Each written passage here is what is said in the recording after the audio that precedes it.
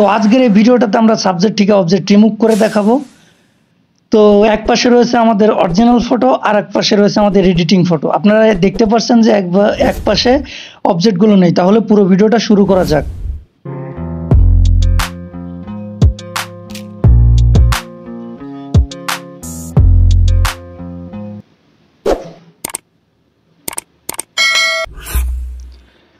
সরাসরি চলে আসলাম আমরা আমাদের মোবাইল স্ক্রিনে। আমরা চলে যাব ক্রোম ব্রাউজারে।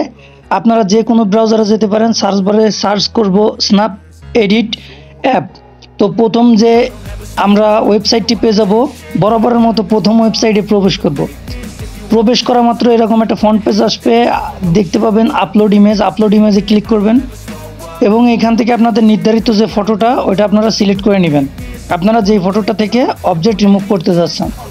তো এরকম একটা পেজ পাবেন। তারপর আপনারা ডান পাশে দেখতে পাচ্ছেন যে এআই টুল রয়েছে অটো। ওই জায়গাতে ক্লিক করলে আপনাদের সাবজেক্ট তো আপনার টিক মার্ক করে দেবো, সাথে অবজেক্টও। তো আমি আপনাদের মার্ক করে দেখাই দিচ্ছি যে সাবজেক্ট আর অবজেক্ট দুটোই একসাথে সিলেক্ট করে দিছে। এখন আপনারা যেটা রিমুভ করতে চাচ্ছেন ঠিক সেটার উপরে ক্লিক করলে দেখবেন যে একা একাই আপনার কালার করে নিবে বা একা একাই বুঝে নিবে। তারপর কি করতে পারেন আপনারা,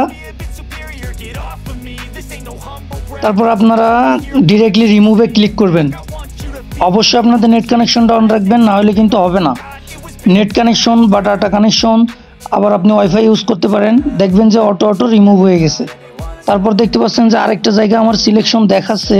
তো আমি ওই জায়গাটা ক্লিক করব, দেখি যে ওই জায়গাতে নেই কিনা।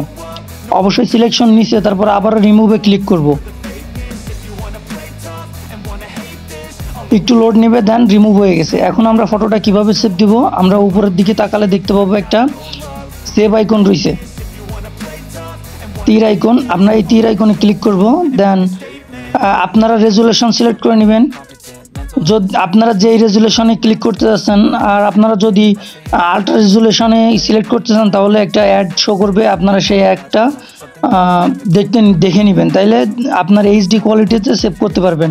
আসলে ফ্রিতে কোনো কিছু দেয় না। আমার চ্যানেলে নতুন হলে আর আমার ভিডিও থেকে কিছু শিখতে পারলে আমার চ্যানেলটিকে সাবস্ক্রাইব করে পাশে থাকবেন এবং নোটিফিকেশন বার অন করতে একদমই ভুলবেন না, কারণ আমার ভিডিও যদি আপনাদের একটুও হেল্পফুল হয় তাহলে আমার নোটিফিকেশন বারটা অন করে দিবেন। এখন আমি আপনাদের গ্যালারিতে প্রবেশ করে দেখাবো যে ছবিটা আসলে কেমন হয়েছে। যদি ছবিটা ভালো লেগে থাকে তাহলে আমার চ্যানেলটি সাবস্ক্রাইব করে আমার পাশে থাকবেন।